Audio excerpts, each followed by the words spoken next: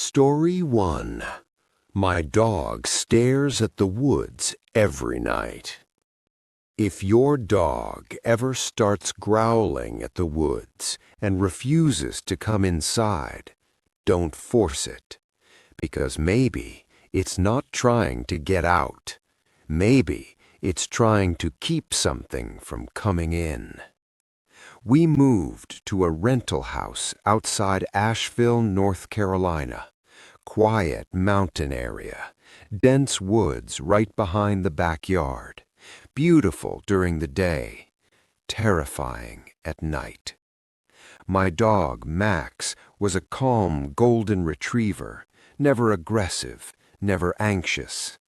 The first night in the new house, he refused to come inside. He stood at the edge of the yard, completely still, staring into the tree line. Not barking, not moving, just staring. I called his name 3 times. No reaction. When I walked toward him, he slowly backed up without taking his eyes off the woods. Then he started growling, low, deep, warning growl. I shined my phone's flashlight into the trees. Nothing. But the woods felt crowded, like something was standing just out of sight.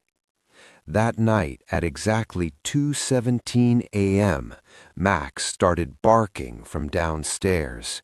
Not playful barking, panic barking. I ran down and found him at the back door, clawing at it, trying to get out. I grabbed his collar.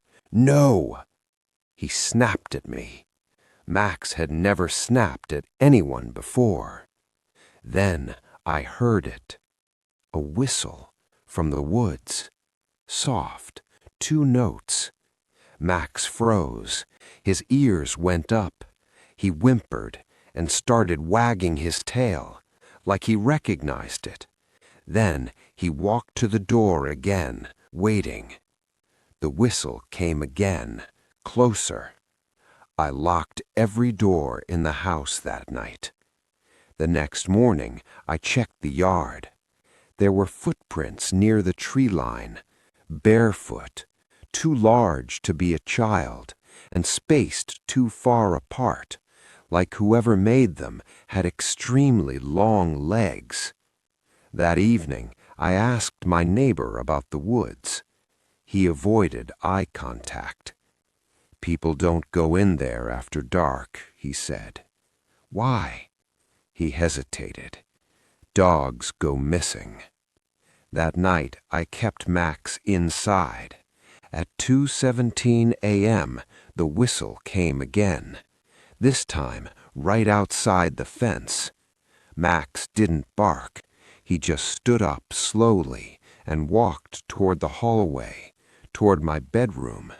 Not the back door. My stomach dropped, because the whistle wasn't coming from the woods anymore. It was coming from inside the house, right above us, from the attic. 2 soft notes. Max started growling at the ceiling. Then something heavy shifted above us. Slow footsteps, dragging slightly, back and forth, like it was pacing and waiting. Suddenly, Max bolted toward the back door and started scratching at it violently. I opened it for 1 second, and that's when I saw it. Between the trees, a tall shape, standing unnaturally still, its arms too long, head tilted sideways, watching the house. And it whistled again. From outside, at the same exact moment, the whistle echoed from the attic, from inside. There were 2 of them. Max lunged toward the woods, but I grabbed him just in time. The next morning, animal control found something disturbing in the woods. Not bodies, dog collars, dozens of them, stacked in a pile. We moved out 3 days later. Last week, I checked the neighborhood Facebook group. Another post. Has anyone seen our dog? He keeps staring at the woods at night. And someone commented, do not let him follow the... Story 2. My dog won't let me go to sleep. For 5 nights in a row, my dog wouldn't let me sleep. Every time I closed my eyes, he started growling at the corner of my room. I thought he was protecting me. I was wrong. He was warning me. I live alone in Fort Collins, Colorado. Just me and my German shepherd, Rex. Rex is trained, calm, extremely alert. One night, around 3 a.m., he jumped onto my bed suddenly, staring at the upper corner of my bedroom, growling. I turned on the lamp. Nothing was there. I checked the closet, under the bed, the hallway. Nothing. The next night, same thing. 3 a.m., growling at the same corner. But this time, I heard something. A faint scratching inside the wall, like fingernails dragging down drywall. Rex barked aggressively. The scratching stopped instantly. On the third night, it escalated. Rex positioned himself between me and the corner, his body stiff, hair raised. I whispered, "What is it?" That's when the air changed, colder. He slowly backed up, not from the corner, from something that seemed to move down the wall, toward the floor, toward the bed.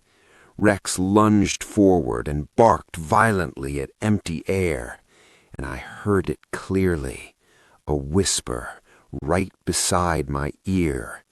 "He can't protect you." I turned on every light in the house, didn't sleep. The fourth night, I set up a camera in my room. At exactly 3:02 a.m., Rex started growling again. But this time, he wasn't looking at the corner. He was looking at me, specifically at the space right above my head, like something was standing behind me, watching me sleep. I slowly turned around. Nothing. But Rex didn't stop growling. He started backing away, whimpering, like he was scared of me. That's when I checked the camera footage the next morning. At 3:02 a.m., the footage glitched, static for exactly 12 seconds. When it returned, Rex was no longer facing the corner. He was facing me, and my body was sitting upright in bed. But I have no memory of that. My eyes were open in the video, but completely black. No whites, no reflection, just darkness. Then the version of me in the footage slowly turned its head toward the camera and smiled. Rex barked and lunged at me, or at whatever that was, and the video cut out. That night, Rex refused to enter my bedroom. He slept at the front door instead. At 3 a.m., I woke up standing in the hallway, not remembering how I got there. The bedroom door was open, and I heard growling, but it wasn't Rex. It was coming from inside my room, low, deep, animalistic. I looked in. Something was standing in the corner, tall, shadowy, its head tilted unnaturally, watching my bed, like it was waiting for me to return. Rex never growled at the corner again after that, because whatever it was wasn't in the corner anymore. It was inside me. And sometimes, late at night, Rex still stares at me, not with loyalty, with fear.